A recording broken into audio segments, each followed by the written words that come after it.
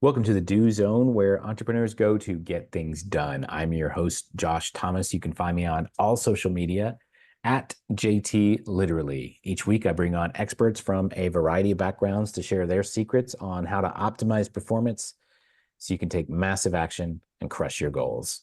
The Do Zone is sponsored by Conversational Funnels. It's the new way to automate lead generation, qualification, and appointment bookings for service-based businesses. If you want more sales on your calendar without having to pay some expensive marketing agency or hire appointment setters, conversational funnels are the best bang for your buck in 2024. Download the blueprint for free by going to conversationalfunnels.com. Today's guest is Michael Barbarita. Has owned and operated retail, manufacturing, and service companies over the last 30 years. One of the retail companies he operated, called Ski Town USA, grew from 2.5 million to 8 million in less than 5 years. One of the products he manufactured was cookies to scoop frozen cookie dough, and was featured on the QVC Home Shopping Network and was selected as one of the top 20 products in the state of Massachusetts in 1997. Michael, welcome to the Do Zone. Tell us something you believe is the key to getting stuff done that most people wouldn't think of. Well, thank you for having me, Josh. I really appreciate it. When we were writing our book called Powerful Business Strategies, we kind of adopted the 80-20 rule. And what do I mean by that? Because most business owners feel that, and they're right, they're not wrong, but they think of the 80-20 rule. They say 80% of my revenue comes from 20% of my customers. So what we did is we took the 80-20 rule and said, what 20% of what business owners do every day can leverage 80% of their revenue? And we came up with what we call the 7-step pathway to profit formula.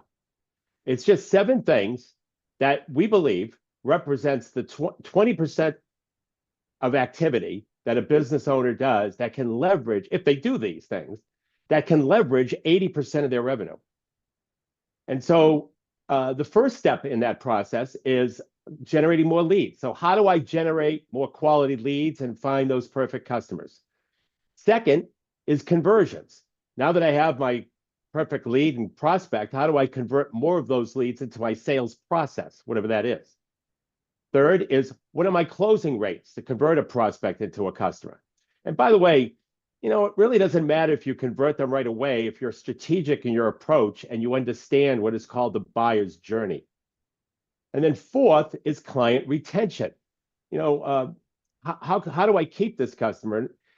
We business owners, and I do the same thing. Sometimes I don't focus on client retention enough. It's almost like because we're human beings, we think that once we get a client, we get to keep them by default. But I think, as we all know, that isn't the case, and that client retention is something we do have to work on. 5 is average dollar per sale. How do I get more money per sales transactions and increase my prices without losing any customers? 6 is frequency of sale. How can I get my customers to buy more often? And finally, we have to pay attention to our costs, both fixed costs and variable costs. So we take those 7 steps and we say if a business owner focuses on those 7 steps and spends 20% of their time on that, they could generate 80% of their revenue. Okay. Yeah, it makes sense. And so it's one of the hardest things that we can do as entrepreneurs is set aside time to do the things we know we need to do, because we're always so busy doing some other thing that's not necessarily leading to more results. And so what have you found is the best way to help somebody really focus on these? I don't have 20% of my time. I'm hoping, yes, I know, no, but I'm hoping the incentive of generating 80% of your revenue is incentive enough to make it a priority. I guess that's the premise that we work by. That maybe, certainly one of the things that business owners should do is document what they do every day and see how many of those things are revenue generating activities, especially for newer businesses. More established businesses might have a system of selling already established. Some have them that are automated, as you know, you're talking about that funnel system that earlier on. So I think that if they focus on revenue generating activities, or if they make that a priority, they could kick out some of the stuff that they could do later on, or at a time where they can't do revenue generating activities. Yeah, makes sense. And so, tell me a little bit. I'm curious. You had you had a product on QVC, and I've talked to a couple of guys that have been on there a few times, and it's first of all, the process of just getting on that show is a gauntlet, you know. Yeah. So, and this is one of those kind of 80/20 things. Like, Yeah, it what are the was. 20% of things that you did to get that 80% result? Because obviously that made a huge impact. Well, I think part of it was being fortunate, but let me say this. They had a program called uh, 20 and 50, something like that. 20 companies in each of the 50 states. Hmm. And so they had this big show, not I don't know, with everybody came to show their wares. There was like 800 people there, including all kinds of television personalities who had products, and all kinds of different businesses and products. And here I am with my cookie dough. But sometimes when you're baking right there, right, and you could smell it all over the place, the fresh cookies, it attracts attention. And so they came, and they loved the cookies, and we discussed, how we would go about selling, selling it on QVC. And so they had a special day for us, where they picked 20 products, and that out of there was 800, and they featured our products on the air.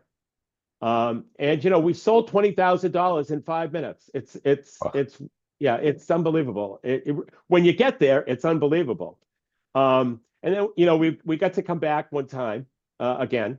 They allowed us back. What was amazing about it, though, but here's the thing that was like made me pause from an ethical standpoint. We sold a 4 pound, I think it was 4.5 pound tub of cookie dough for $5.99 at like BJ's Wholesale Club. I don't know if you ever heard of that. Yeah, It's yeah. not as national as Costco or anything, but it is national. And $4.99. So I was proposing a price of, I'm sorry, $6.99. I was proposing a price of $7.99 plus shipping and handling. Okay, which would have come to about $11 or $12. They priced it at $29.95 plus shipping and handling, and we sold 20 grand in 5 minutes. Wow. They have a cult following that is so. You know how Michael Jordan, if he showed up, he'd get a. there was from when that talent showed up at the event that we had. The waiting line to get their autograph was at least a mile long. Wow. Yeah, it's unbelievable the following they have. So it was a remarkable experience. And then because at the time, I'm sure it's different now, but at the time, you had to sell 18,000 in 5 minutes to come back. And so we did that. But we did that at such a high price. It was unbelievable. But anyway, Yeah. And so uh, I'm curious, one lesson to take from that is this cult following. And so there's one of your several of your rules of how you can increase your sales would be solved if you had people that are just going to buy whatever it is that you sell at whatever price you sell it right, at. So what are right. some of the steps that you've been able to take over the years to build some more of that following? And what are some things that we can do to maybe construct that? I think the best thing that I was able to do is make sure that you sell, deliver, and service the best product you possibly can, and constantly look to improve it. I didn't just sit on my first, in terms of the frozen cookie dough, because since we've been talking about that, I didn't sit on my first product. I had to make additional products that add more value every time. And so if you can continuously add more value to your product or service, And by the way, it takes some serious work. And all this stuff takes work, by the way. Um, if you can add more value to your product or service, you're going to develop that reputation over time, and that reputation is going to lead to a cult following, like these people had. Yeah. It's incredible, and still have. By the way, I use past tense. They still have. If you had one of those, if Laurie Grenier or somebody showed up at an event, there would be a line looking for her autograph, like you wouldn't believe. It's just like if Michael Jordan, I use a sports analogy because I'm a sports guy, but it's just like if Michael Jordan showed up. It's just incredible. And they're different. It's a different demographic. It's a totally different demographic that the QVC shopper. So let's talk a little bit about the conversion formula. This is something that is near and dear to my heart. Like, I don't care how many leads you get. I don't care how inflated your revenue numbers are. How do you get somebody to say yes to the thing that you're offering to them? Let's talk a little bit more about that.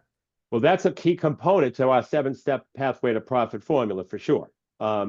So the conversion formula is a 4-step process that addresses the prospect's problem and solution, and does so at just the right time, as if you were in the prospect's mind. Because the key to successful marketing, which, by the way, was established in 1931, was that you need to get into the mind of the prospect.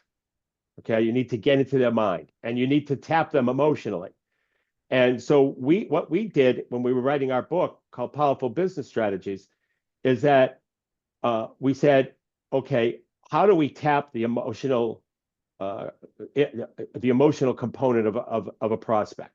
And we said, number one, by identifying the problem they have that they don't want, and 2 is the solution they want that they can't find. And so those first 2 components, the first component of the conversion formula is captivate, which is a headline. That's the problem that the customer has and doesn't want. The second component is what we call the captivate, which is the solution to that problem that they can't find. Now, those are the 2 emotional hot buttons. And so the third component of the conversion formula is what we call the educate. Now that you've captivated and fascinated, or interrupted the customer with the problem, engaged them with the solution, you now have a little bit more time to go into more detail on how you solve that problem. And then you can hit them with the offer.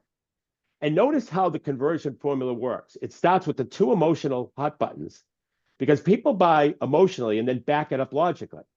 And then the educate is the logical component. It's the component that they have to explain to their spouse or their friends on why they bought that particular product. And then finally, the offer, which needs to be compelling. There's no question about it. And we have 5 components to a compelling offer that we wrote about in our book.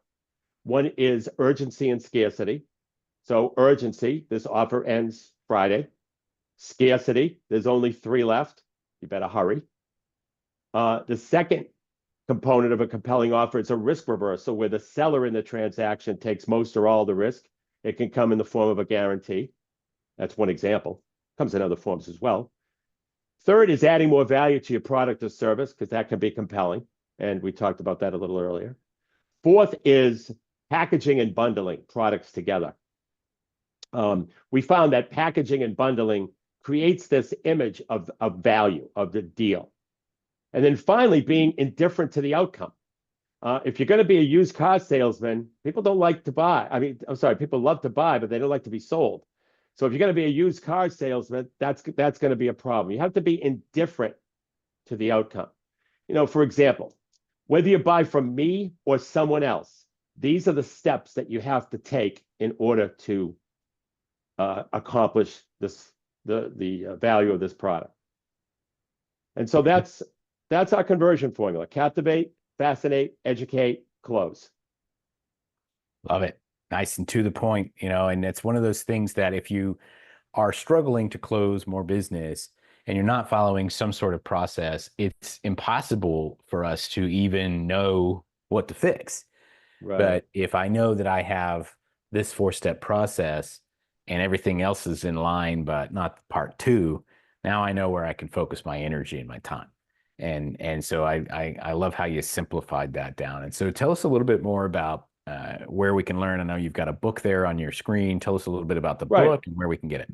Yeah. Well, first of all, we give it away. You could go to nextstepcfo.net, get a free copy of the book. Um, it's our contribution, my co-author and I, it's our contribution to the business community. But we're always updating the book because business is always changing. And we're finding that, there are some, differences in different industries, that some industries that some of the strategies that we talk about might not work as well, but needs little tweaks in order to make it work better. And so we're constantly interviewing people for the book.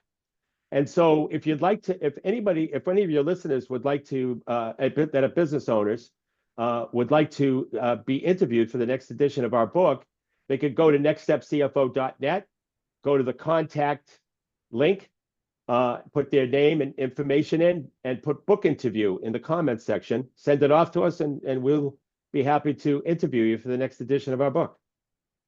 Excellent. Love that. Love that. So nextstepcfo.net. Right. Very good. Hey, we're going to wrap from here. Thanks so much to our guest, Michael Barbarita, for coming on and sharing a little bit of wisdom about how he gets stuff done.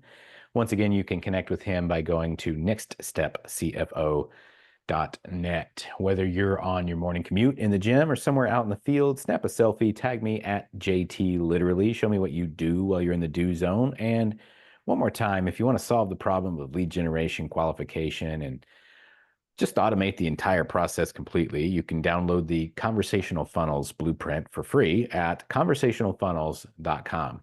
That's it. And let's get to work. Hey, thanks for listening to the Do Zone podcast. If you're running a service-based business that's looking to grow this year, let's talk about how we can slingshot you into momentum with a quick injection of cash and sales. Our clients typically see results in as little as 7 days. To learn more about what we do, you could go to factor1.io. Once again, that's factor1.io. We'll see you next time.